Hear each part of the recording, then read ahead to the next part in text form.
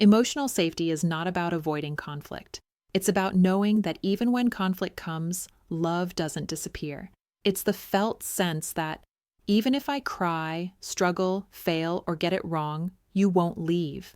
It's being able to show the real you and still feel chosen. Without emotional safety, love becomes performance. With it, love becomes home. Many couples love each other deeply, but they don't feel safe with each other. And that makes all the difference. Because love without safety feels like walking on eggshells. You edit your words, you hide your feelings, you second-guess every step. Eventually, the relationship becomes a place where love is present, but peace is missing. And over time, love alone isn't enough. Emotional safety is built in the small, quiet moments, when one of you pauses instead of shouting, when someone says, "I'm here," and means it, when tears are met with listening, not judgment. Most people think safety means no fights, but real safety means, even when we fight, I know we'll find our way back. That's what gives the relationship roots, not perfection, but repair. When emotional safety is missing, we stop telling the truth. We smile when we're hurting. We say it's fine when it's not. And slowly, invisibly, the relationship begins to hollow out. You're still there physically, but emotionally, you're gone. Safety is what allows honesty to breathe. Without it, even love gets quiet. Some people were raised to believe that emotion equals danger. So when conflict arises, they disappear into silence. But silence isn't peace. It's a shutdown. It says, I can't risk being misunderstood. And what feels like calm on the outside is actually disconnection on the inside. Safety means you don't have to hide to stay loved. Without emotional safety, every disagreement feels personal. Every sigh feels like rejection. Every question sounds like criticism. You're not just responding to your partner, you're reacting to fear. Fear of abandonment, fear of judgment, fear that love might disappear the moment you mess up, and so you shrink, or you shout, or you shut down. Either way, you lose connection. Emotional safety isn't just a mental idea, it's physical. It's your nervous system saying, I don't have to defend myself right now. That's why yelling, sarcasm, threats, or stonewalling don't just hurt feelings, they signal danger to the body. If your partner is defensive, it may not be that they don't care. It may be that their body is bracing for pain. And that's something love can gently change over time. Most defensiveness isn't about ego, it's about fear. Fear of being blamed, fear of being misunderstood. So we interrupt, we explain too much, we argue over details. But what we're really saying is, I'm scared I'll be rejected if I don't defend myself. Emotional safety means I can listen without preparing to protect myself. When someone is in emotional pain, don't try to fix it. Don't argue with their feelings. Just say, I'm with you. These 3 words can disarm anger, soften fear, and build trust. You don't need perfect advice. You just need to stay present. It looks like slowing down, like pausing before reacting, like saying, can we take a break and come back to this later? Emotional safety isn't about being nice. It's about creating a space where both people feel free to be honest, without fear of punishment, where no one has to earn their right to speak. Conflict is inevitable, but disconnection is not. You can say, I disagree with you, without saying, you're the problem. You can say, that hurt me, without attacking. Emotional safety means we can stay close, even when we're not on the same page. Every reaction hides a feeling. Anger might hide fear. Withdrawal might hide shame. The key to emotional safety is learning to name what's underneath. Not, you never listen, but I feel invisible. Not, you don't care, but I'm scared to trust you again.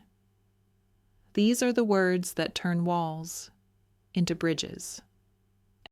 Every couple makes mistakes. What matters is how you repair. Can you say, I was too harsh and I want to try again? Can you say, "That hurt me, but I still want to connect"? Emotional safety grows not when we avoid all harm, but when we come back from it, with softness, with truth, and with grace. You don't have to be calm all the time to be safe. You're allowed to have emotions. You're allowed to get overwhelmed. Emotional safety doesn't mean you never cry. It means you don't have to cry alone. It means your emotions aren't too much for the person who loves you. It means you can fall apart and still be held. The opposite of fear isn't peace. It's understanding. When you say, "That makes sense," or "I get why that hurt you," you're not agreeing with the behavior. You're validating the experience. And when someone feels understood, they don't have to shout to feel heard. That's emotional safety in action. Maybe no one taught you how to feel safe in love, but you can become the kind of partner you always needed. Every time you choose to stay curious instead of defensive, every time you listen without fixing, you are creating safety. Safety isn't just something you get, it's something you give. Connection grows in the way we speak. Instead of, "Why are you like this?" try, "Can you help me understand what's happening?" Instead of, "You always," try, "I feel scared when." These are small shifts in language, but massive shifts in outcome. You don't have to say things perfectly. You just need to speak in a way that invites closeness, not fear. If love feels like something you have to earn, then safety disappears. You begin to hide the parts of you that feel needy, anxious, insecure, or unsure.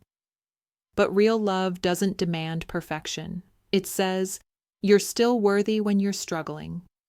That's the kind of safety that helps love last. The moment you feel tempted to judge, pause and ask, "What's underneath this? Is it stress? Old pain? Fear of losing connection?" When we trade judgment for curiosity, we stop reacting to symptoms and start responding to what's really going on. When we feel unsafe, we often try to control the tone, control the timing, control the outcome, but control kills connection. Connection says, "I trust you enough to let go." And when we choose connection over control, love becomes something we build, not something we protect out of fear. Real love doesn't just feel exciting, it feels safe. You can breathe, you can be seen, you can show up without fear. That's not boring, that's healing. You don't need to fix everything overnight. You just need to show up, one honest moment at a time, one deep breath, one curious question, one soft response. That's how safety grows and how love lasts. Maybe you've never felt emotionally safe before. That's okay. You can start small. Start by noticing when you shut down. Start by speaking one honest sentence. Start by saying, "I want us to feel closer, but I'm not sure how." That's enough. That's brave. Love shouldn't require pretending. If you have to shrink to be accepted, that's not safety. You deserve connection where you can exhale, where you can be the full, feeling human you are, and know you'll still be loved. Thank you for joining me for episode 6. Today, we explored what emotional safety is, why it matters more than just love, and how to begin building it, one moment at a time. In our next episode, we'll explore how forgiveness works, what it is, what it isn't, and how to repair when the pain feels too deep. Until then, be kind to yourself. And remember, you don't have to earn safety. You're worthy of it, just as you are.